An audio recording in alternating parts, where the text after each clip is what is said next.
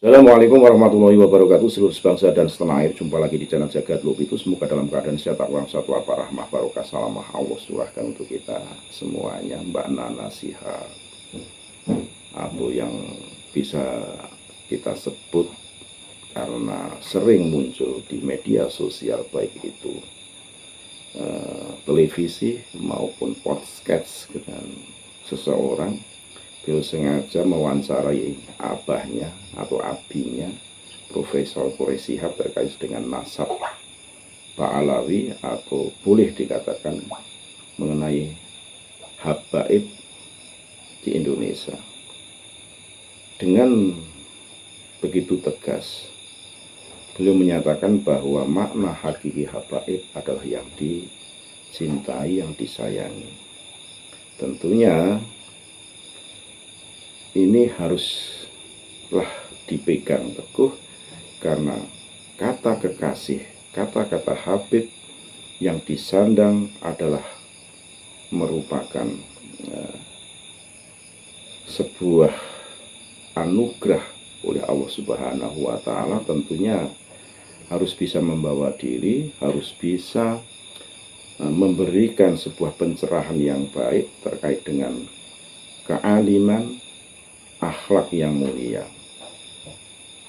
Apa yang disampaikan oleh Profesor Quraisy Shihab tentunya bisa dijadikan sebuah pandangan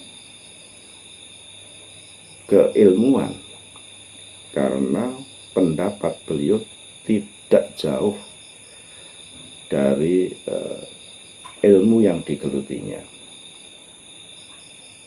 Mbak Nazwa juga memberikan sebuah kesimpulan terkait dengan makna habaib tersebut, yang notabene sekarang lagi rame di Indonesia, terutama di media sosial, terkait posisi bagaimana seorang habaib harus bisa membawa diri dalam pergaulan, baik itu secara sosial maupun sesara ilmu agama.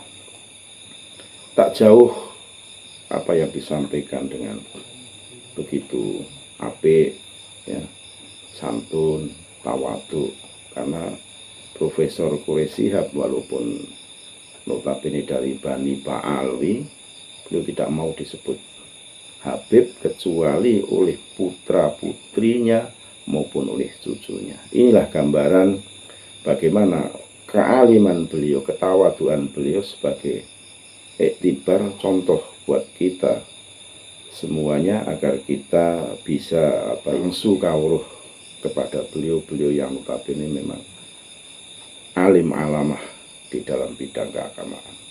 Untuk lebih jelasnya, mari kita simak video beliau wawancara dengan putri tercintanya. Sekali lagi mohon maaf NKRI Hakamat Nusantara milik kita. Assalamualaikum warahmatullahi wabarakatuh. Abiku, Alhamdulillah. sehat Abiku? Alhamdulillah, sehat orang tua. Sehat dan terus sehat ya teman-teman. Abi panjang umur satu afiat, amin. Abiku, lagi ramai soal Habib. Beberapa kali sih ramai soal Habib, cuma yang sekarang Nana mau kita bahas soal itu di Shihab ini. Habib atau orang yang memiliki garis keturunan dengan Rasulullah SAW.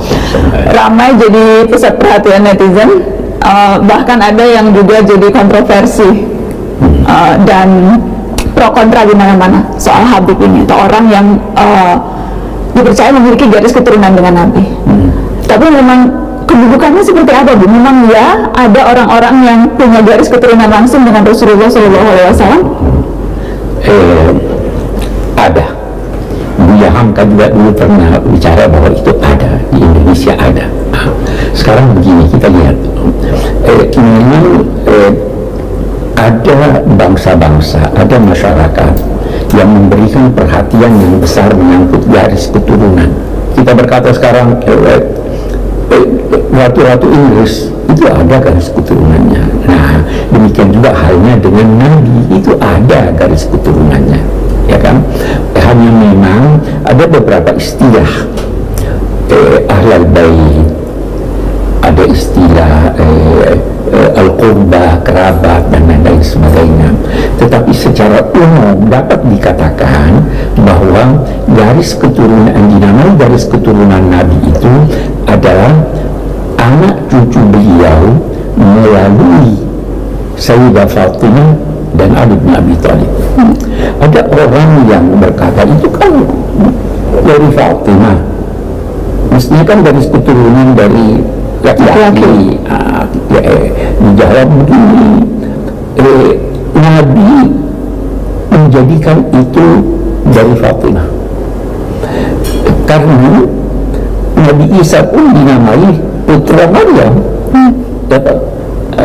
Banyak itu orang-orang Yahudi itu tidak mengakui orang Yahudi kecuali kalau dari keturunan wanita, bukan laki-laki. Itu sebabnya dia tidak akui sebagai anak keturunan Ibrahim.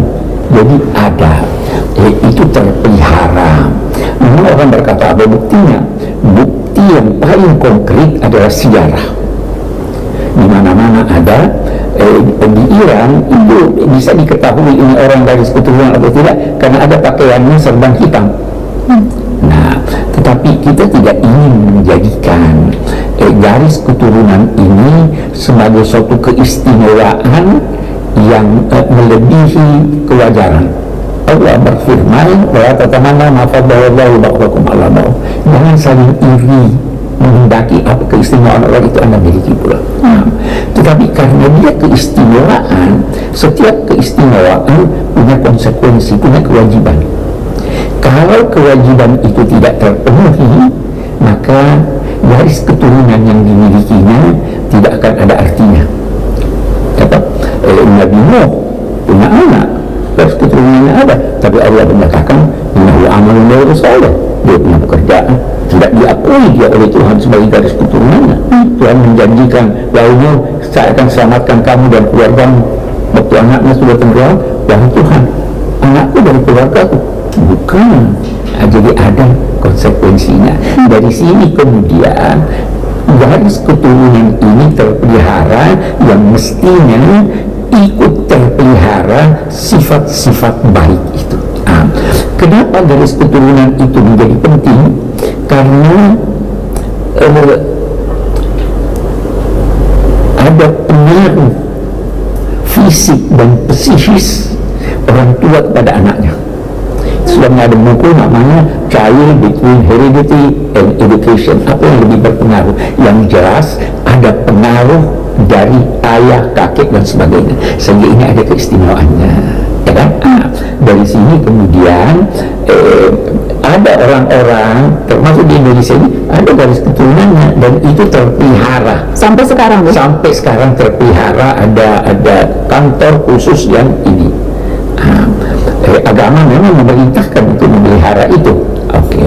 Jadi tapi konsekuensinya apa, sifat-sifatnya sesuai dengan itu. Mereka yang datang ke Indonesia ini itu umumnya datang dari Hadramaut. Kakeknya sebelum sampai ke Hadramaut tadinya ada di Irak. Kemudian dia berhijrah dari Irak. Berhijrah dari Irak bukan untuk mencari nafkah ke Hadramaut, karena dia kaya raya di Irak. Hadramaut gersang, tapi dia datang untuk mengajarkan agama, untuk mempersatukan masyarakat. Putra-putranya melanjutkan misinya sampai kepada seorang yang dinamai Al-Faqihul Muqaddam. Al-Faqihul Muqaddam ini sosok yang diistilahkan mematahkan pedang. Kami tidak akan melakukan kekerasan apapun. Kami berdakwah dengan akhlak yang baik. Keturunannya inilah sebagian yang datang ke Indonesia bukan untuk mencari nafkah, Untuk menyebarkan Islam. untuk menyebarkan Islam, tidak dengan pedang, tidak dengan kekerasan. Mereka tidak bisa berbahasa daerah Indonesia, bahasa Indonesia itu bahasa Jawa, tetapi bagaimana mereka bisa mempengaruhi masyarakat melalui akhlaknya. Jadi tidak mengenal kekerasan, tidak mengenal makian. Nah, inilah yang berlanjut. Mereka berdakwah di sini sampai meninggalkan keluarganya. Sampai di Indonesia, orang-orang Indonesia itu Jawa, Sumatera, di mana-mana dinamai akhwal, saudara ibu kami, penghormatannya ini saudara ibu kami. Di sinilah mereka kawin-mawin, di sini lantas lahir ini tadi Garis keturunan yang sampai sekarang yang mestinya mengikuti jalur kakek-kakeknya ini, mengikuti jalur Nabi yang menyebarkan toleransi, yang menyebarkan akhlak. Ya, apa yang terjadi sekarang itu sebahagian kecil sebenarnya yang memberi, boleh jadi citra yang negatif. Nah, kemudian disambut oleh yang lain dengan cara yang tidak sesuai juga, sehingga terjadi apa yang dinamakan ribut-ribut itu. Ribut. Karena ya yang pertama ya garis keturunan itu ada, ya tapi seharusnya itu justru keistimewaannya adalah ketika ia bisa meneladani akhlak Nabi. Ya, karena itulah sebabnya orang menamai mereka Habib. Jangan membanggakan diri dengan keturunanmu. Itu di dalam literatur agama ada ungkapan, bukannya seorang kesatria yang berkata kakek saya begini, ayah saya begini, tapi kesatria itu yang berkata ini saya yang melakukan itu. Jadi boleh berbangga, boleh merasa bersyukur mempunyai garis keturunan kepada Nabi, tapi jangan tonjolkan itu. Jangan tonjolkan itu, tonjolkanlah akhlakmu, tonjolkanlah kebaikanmu, tonjolkanlah keramah-tamahanmu. Ini kalau bertengkar, maki ini, maki itu, nuduh ini, nuduh itu sebenarnya bukannya tidak menggambarkan ajaran leluhur, ajaran ini, itu tidak menggambarkan ajaran Islam. Jadi gelar atau atribusi Habib itu tidak seharusnya hanya sekedar gelar formalitas belaka ya Bu, bukan hanya sekedar menyematkan diri sebagai Habib. Kalau Abi pribadi yang diajarkan oleh ayah atau kakekmu itu, tidak usah kamu yang berkata dirimu Habib, tidak usah kamu menyatakan dirimu saya profesor, saya doktor. Biar dari kegiatanmu orang berkata, oh ini wajar dinamai Habib, ini wajar jadi profesor. Karena ingat Abi Alwi yang pernah bilang sebetulnya ada inflasi Habib sekarang. Ya, itu sebabnya Habib Abdullah Haddad berkata, jangan memakai pakaian kebesaran Habib kalau akhlakmu tidak mencerminkan itu, karena itu berdampak negatif buruk. Ya, jadi kita tidak mau ini apa yang terjadi, ini menyerang, ini mengakui jasa saya pernah begini. Itu para penganjur agama tidak pernah mengakui jasanya bahwa dia mengislamkan orang, karena yang mengislamkan itu Tuhan, Allah. Kata-kata iman ahbab, engkau Muhammad tidak bisa mengislamkan orang, menjadikan orang ini. Yang mengislamkan itu Tuhan. Tetapi di sisi lain, yang lain juga jangan berkata, oh ini datang untuk tujuan-tujuan politik, ini datang untuk tujuan ini. Akui juga bahwa mereka punya jasa. Itu baru bisa kita hidup berdampingan dengan baik. Tapi apakah memang ada tugas yang khusus diemban, atau apakah memang keturunan Rasul ini memang punya hal-hal yang spesifik seharusnya dilakukan? Seharusnya dilakukan karena dia menyandang nama Nabi. Sekarang kita mau lihat itu raja-raja di Inggris, kita ambil raja-raja di Inggris, raja di Inggris, ada tugas-tugas yang harus dilakukan. Ada, karena dia raja, karena dia ini. Nah, kalau Anda merasa diri Anda adalah keturunan Nabi, ada tugas-tugas yang Anda harus lakukan. Tugas pertama itu adalah tugas menampakkan akhlak yang luhur, karena Nabi tidak diputus kecuali untuk menyempurnakan akhlak. Kalau akhlaknya tidak baik, kalau akhlaknya maki-maki orang, dia tidak melaksanakan fungsinya sebagai ini. Fungsinya adalah teladan, ya kan? Fungsinya adalah menyelesaikan problem, bukan menjadi sebab dari problem. Apakah memang ada spesifik ayat Al-Quran yang menyebut kita harus mencintai keturunan Nabi? Nabi berkata, "Qul la as'alukum alaihi ajran illa al-mawaddata fil qurbah." Saya tidak minta upah dari kalian dari apa yang saya lakukan selama ini, kecuali apa? Cintai keluarga. Apakah karena berangkat dari ayat itu, Bu? Bagaimana kemudian? Dari sekian banyak ayat, Sayyidina Umar berkata, saya lebih senang menjadikan gembira keluarga Nabi daripada keluarga. Kan itulah tanda terima kasih kita. Tapi di sisi lain, keluarga Nabi juga harus tahu diri dong. Itu sebabnya Habib yang mencintai dan dicintai. Itu artinya? Itu arti Habib. Habib itu karena dia mencintai, sehingga dia dicintai. Kalau cuma mau dicintai, tidak mau mencintai, itu bukan Habib itu dong. Itu pemilihan kata Habib. Itu kenapa Abi udah pernah ingat Abi banyak yang sempat membahas kenapa Abi nggak mau dipanggil Habib. Saya belum mencintai. Abi mencintai, kalau Nana boleh dong panggil Abi Habib. Nana boleh. Kalau ada yang mencintai Abi mencintai itu Habib. Iya, itu kita harus mencintai masyarakat kita, dan cinta itu tercermin dalam perlakuan kita yang baik. Kalau menegur dengan tegur sapa yang baik, tidak maki, tidak menyerang dan sebagainya.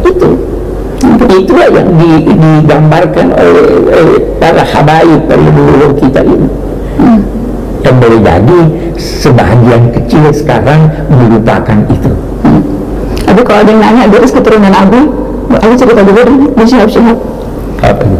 Abi, Habib Abdurrahman sebelumnya, kan semuanya kan dari Hadramut. Ya. Nana pernah cerita sih sebetulnya waktu itu ketika diwawancara, cuma kayaknya Abi aja yang cerita, Abi cerita garis keturunan. Iya, kita, tapi jangan lupa, Abi sebagaimana bangga dalam hati dengan garis keturunan ke Sayyidina Ali, Abi juga bangga dengan garis keturunan dari Ibu Abi yang dari Bugis. Dan kita harus begitu dong. Yang lain di Indonesia ini alangkah banyaknya orang-orang yang boleh jadi tidak dikenal sebagai keturunan Nabi, tapi dia keturunan Nabi. Lebih dikenal sebagai raja dan sebagainya. Imam Bonjol? Imam Bonjol, iya, Imam Bonjol itu namanya Abdullah Syahab. Syahab Ya kan, tapi tidak menonjol sebagai Habib, sebagai keturunan, sebagai pahlawan nasional. Iya. Itu apa namanya, sekian banyak dari Wali Songo itu yang itu, tapi Syarif Hidayatullah itu banyak sampai sekarang banyak, tapi mereka membuktikan kecintaannya kepada masyarakat, kecintaannya kepada tempat dia tinggal. Itu mudah-mudahan kita bisa kembali ke jalur leluhur, atau kalau tidak mau berkata jalur leluhur, ajaran akhlak yang diajarkan oleh Nabi Muhammad, siapapun kita. Thank you Abiku. Habib Quraisy. Anaknya boleh manggil Habib Quraisy, kalau yang lain Abi kadang suka protes nggak mau dipanggil Habib. Terima kasih teman-teman boleh deh yang nonton Syihab. Boleh. Janganlah. Oh, Abi nggak boleh, kata Abi nggak boleh, nggak apa-apa. Bisik-bisik aja.